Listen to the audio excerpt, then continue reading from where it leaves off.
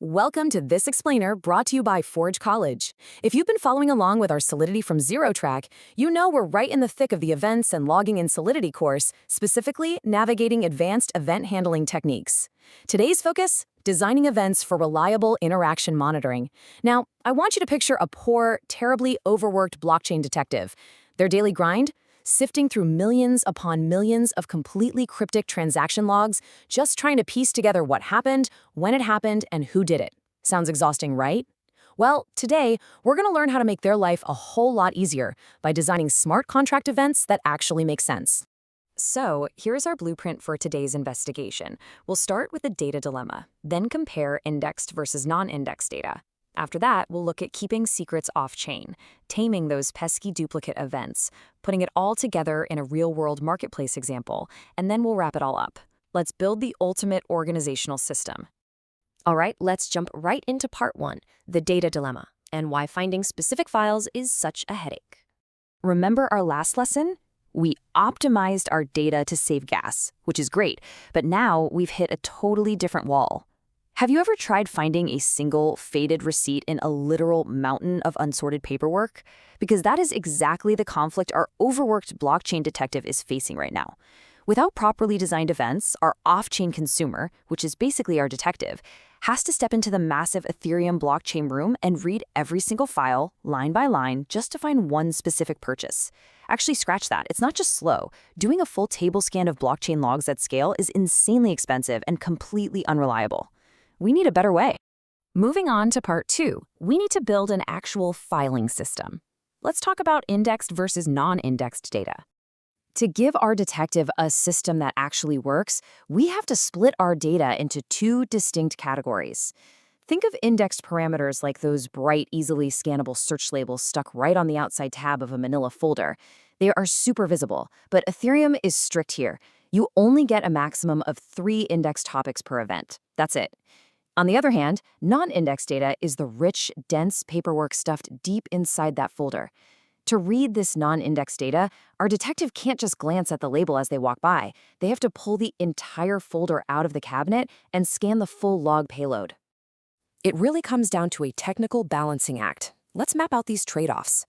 Index parameters give you direct searchability using node filters, making them absolutely perfect for lookup keys, like a user's address. But because they sit in the log topics, they carry strict size limits and slightly higher gas costs. Non-indexed data, conversely, requires fetching the full log, meaning you get zero quick searchability. However, it's the perfect place for massive context arrays or complex payloads because it's much cheaper to pack into the log data blob. So you're constantly balancing filterability against cost. Which leads us nicely into part three, keeping secrets off-chain. Because as we're about to see, blockchains aren't inherently private. Before you go indexing everything in sight, we need to get one thing straight. Indexed definitely does not mean private. Everything on a public blockchain is visible to everyone. The golden rule here is simple but crucial. If a value must remain secret, do not emit it in any form. Never, ever write personal identifiable information, like real names, physical addresses, or private keys, directly onto the public ledger. If you index a user's private email address, you haven't secured it. You've literally just made it infinitely easier for bad actors to search for it. So what do we do if our detective needs to verify a specific user's action without broadcasting their identity to the entire world? Well, we use something called a hashed commitment. A hash commitment is essentially a cryptographic proof, like a fixed bytes 32 hash that replaces the raw data. Think of it as a heavy, opaque padlock on our files. We emit the hash on chain, and the public just sees a random, meaningless string of characters. But our authorized off-chain consumer can take that exact same hash and resolve it against a secure, private database. It's an elegant way to secure off-chain secrets without leaking their actual content on-chain. Next up, section 4. Let's talk about taming duplicate events, or as I like to call it, defeating the blockchain gremlins. See, we have to deal with these blockchain gremlins, things like chain reorganizations, dropped blocks, and network retries. They love to confuse our detective by handing them duplicate copies of the exact same file. We absolutely have to defeat these duplicates to keep our off-chain records accurate. Here's our battle plan. First, always include a fixed schema version header, so your parser knows right away if the event format has changed.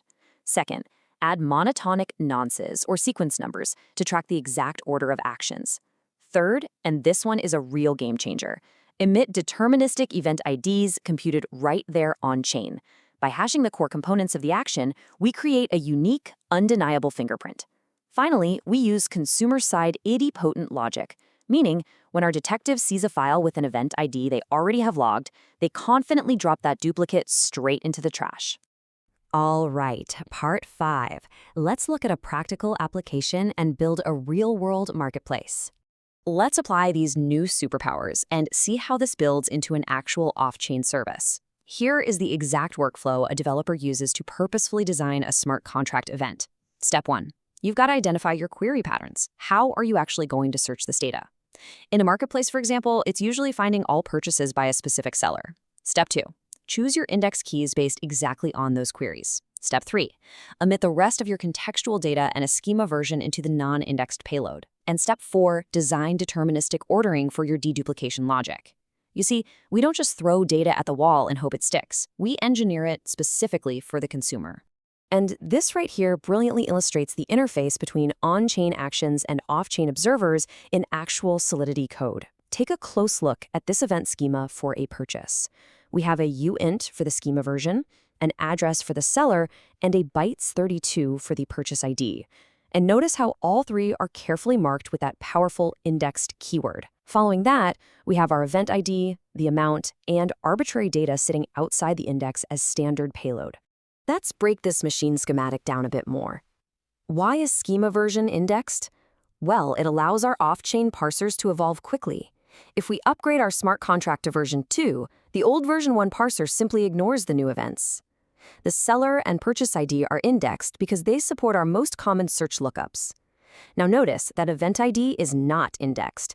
It's a deterministic Kechek256 hash used solely for deduplication. We don't need to search the blockchain for an event ID, we just read it once we fetch the log. Finally, the amount and data provide the rich context that requires a full log fetch. We index strictly for speed and we payload the rest. Okay, section 6. It's time to wrap up and review your new organizational superpowers. We have covered some truly incredible ground today. Let's check our timeline and see how this all fits into the grand scheme of the Solidity from zero track. In our past lesson, we stopped drowning in data by mastering scaling emissions. Today, in our present lesson, we learned how to design our events so our detective can find specific files efficiently, using index labels, protecting privacy with hashed commitments, and destroying duplicate gremlins with deterministic IDs. And this flawlessly sets up our next lesson, where we'll take this perfectly designed API and actually start building off-chain consumers to reconstruct ordered ledgers. So, as we wrap up this explainer, I want to leave you with a provocative thought. The next time you write a smart contract, ask yourself, is your contract-to-consumer API truly reliable in the face of blockchain chaos? With the techniques you learned today, you can confidently say yes. This explainer was brought to you by Forge College. I highly encourage you to head over to forge.college to learn more about this subject. Test out these code snippets for yourself and explore a whole library of incredible Web3-related topics. Thanks for hanging out with us and keep building.